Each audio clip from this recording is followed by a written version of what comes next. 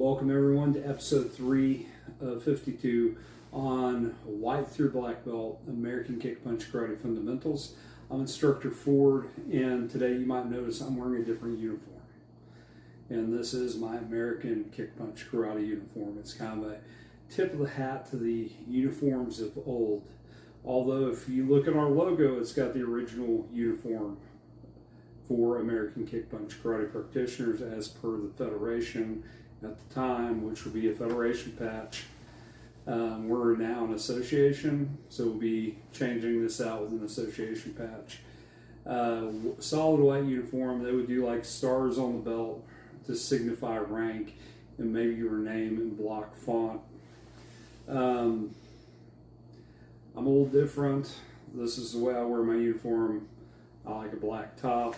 I like Mudokan pants. If you're using weapons get dirty. I have a Kabuto background, so I understand this. Another thing you might notice, my belt is in Japanese. On one side we have Isshinryu Karate, on the other side we have American Kick Punch Karate, and then we have my name. You might be thinking, well, why don't you put a bunch of dance stripes on your belt? Why hold different ranks in different arts?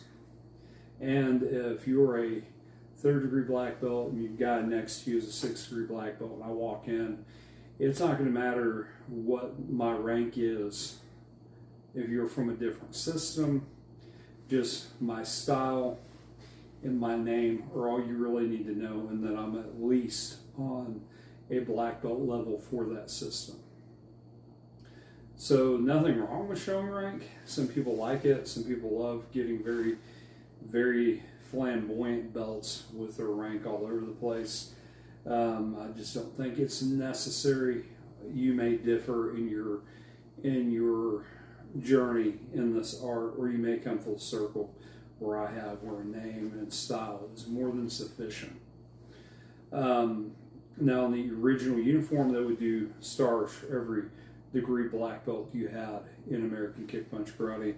I just don't think throwing stripes or stars on it is really necessary, especially when we deal with martial artists of different styles. All they need to know is my name and my style.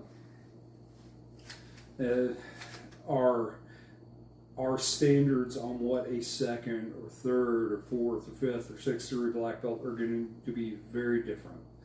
So that's kind of why you won't see stripes on my belt.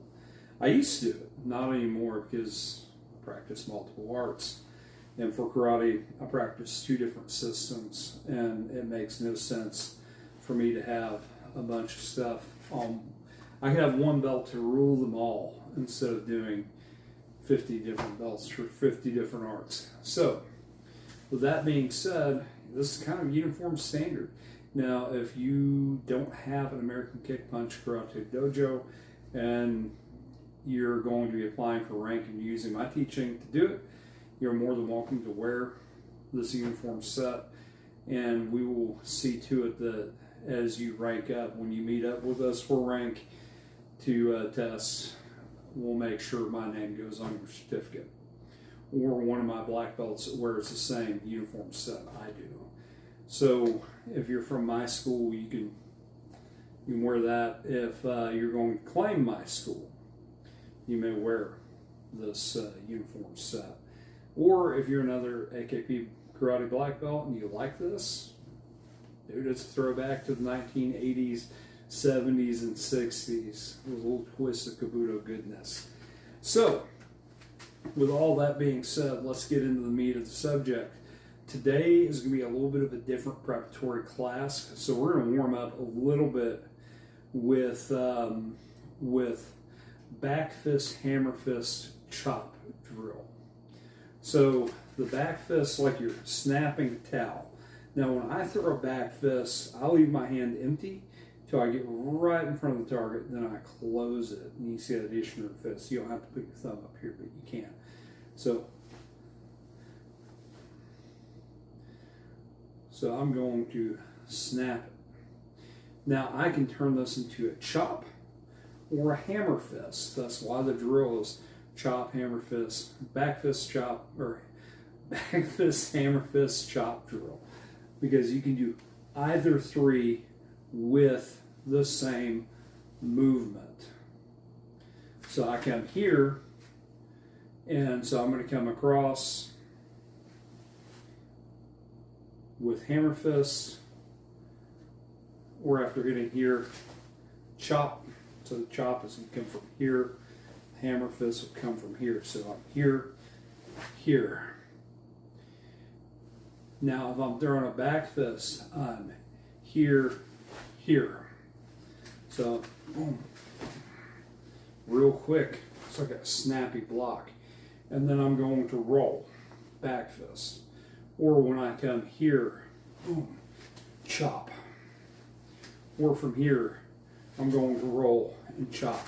So from the side, chop. And so I'm stretching that, I'm moving that elbow. So from here, hammer fist. From here, chop. From here, back fist. From here, chop. From here, back fist. From here, hammer fist. From here, hammer fist. So here. From here, back fist. From here, chop. You can do them in any order. So if I'm working back fist, I can do them from any order I want. I can even start here. So just kind of play with that drill. Chop, chop, chop. So hammer fist, hammer fist, hammer fist. Look like you're inside block this because it is. You've already been doing hammer fist. You've already been doing chop. You've already been doing back fist. So when I come here, back fist. All right. So first drill, play around with that. Your chop is going to be here, like you're holding plate, here, and then you can roll around and hit to get that range of motion on the elbow, or I can come here and hit. Either way, you need to find the target. It does not matter if you roll or you come here and take a more direct route. Either way, you've got to get into the target. So, side kick, we're going to play with side kick a little bit tonight. And this will be a really short lesson, other than me going on my rant about uniform standards. So also at this point in your training, you need to be wearing a uniform. And all the uniform is to do is to keep your clothes to where they're not getting dirty training. This is what you wear to get dirty. This is what you wear for training. And in a big class, this is what we inspect. So when you're standing there for inspection, we're going to look at your uniform, make sure everything fits right, make sure everything's clean, and the uniform standard is enforced. Very militaristically, you get in a ready position. So your ready position will be here, double leg blocks, down, kind of a bend in the knee if you want. You can stand straight up, chest a little bit out from the side. After you bow, you're going to come into your ready position. And this is kind of our inspection. When we walk the line, we're looking to see if your uniform is getting too tight. If it's getting too loose, your uniform needs to fit. It needs to have a good fitment to the uniform. You don't want to look like you're wearing a diaper. At the same time, you don't want to look like you've poured yourself into your uniform. I like 3/4 length sleeves when I'm doing martial arts. Some people don't. It gives me something to index and grab onto when I'm applying chokes. I've actually got to hem these pants up. They're a little too long. I'm built like a gorilla. I've got long arms and a little bit of legs. So, back on to what we're working on tonight, and that is side kick. Now, side kick, my side kick and my back kick are the same kick. It's a backside kick, and that's what I teach. And the original syllabus, if you've got a copy of the Federation syllabus, the original style of American Kick Punch Karate, you'll notice that the there's only one side kick. So we work with what we've got. And there's no point in throwing a blind kick. A lot of people throw this back kick and they're staring at the ground. Backside kick, I can see my target when I throw a backside kick. For me, it's just side kick. And so we're going to kind of play with this kick concept, but the leg movement for back kick, side kick, and for push heel kick is still the same stomping movement. So once you have this principle of movement, you can throw a push kick. And so we're going to start out and we're going to throw this thing low like we're attacking the front of the shin. And then we're going to work up to knee. And when you get into your forms, you can throw this however high you wish. I know on the paperwork it says head level side kick. If you like throwing it for the ribs, I like throwing it for the ribs. If you like throwing it for the ribs, throw it for the ribs. If you like throwing it to jam the hip, throw it to jam the hip. If you like throwing it above the knee, like as an oblique kick, throw it like an oblique kick, just make it very sharp. You're going to have way more work throwing leg kicks to make them look good than someone throwing high kicks. Well, they have a lot of work also. If they're wavy, they're going to have to make that kick look good.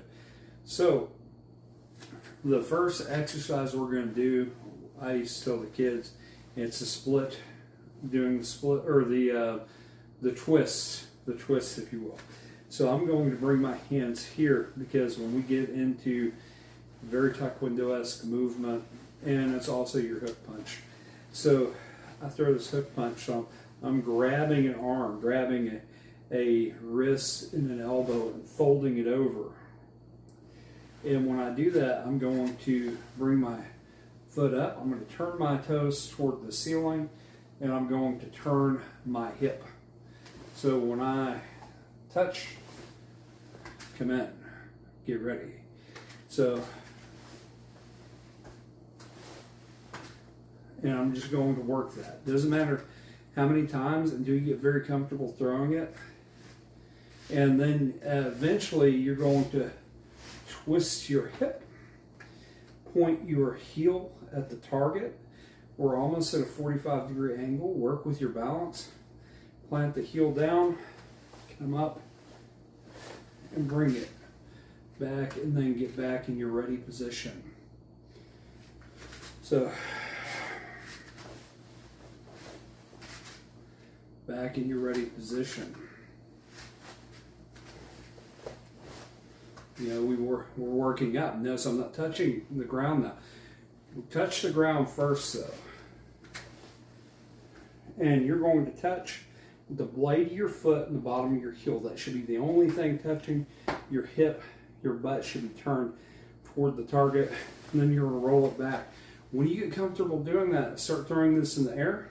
If you need to, when you start throwing these hip level, put something on the ground with you. That way when I turn and I look at my target and I attack the hip, or I turn and look at my target and I attack the knee, or I turn and look at my target and I attack the throat as I'm pulling their arm in.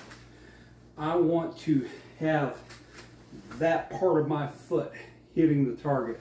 So, like on the front kick, get used to feeling that part of your foot touch mat. The heel and the edge of the foot should be the only thing making contact. From the side, what this is going to look like is that.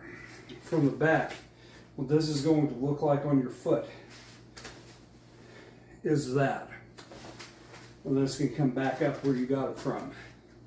So side kick, hammer fist, back fist, and shuto chop. I'm Instructor Ford. This is episode 3 of the fundamentals of American Kick Punch Karate.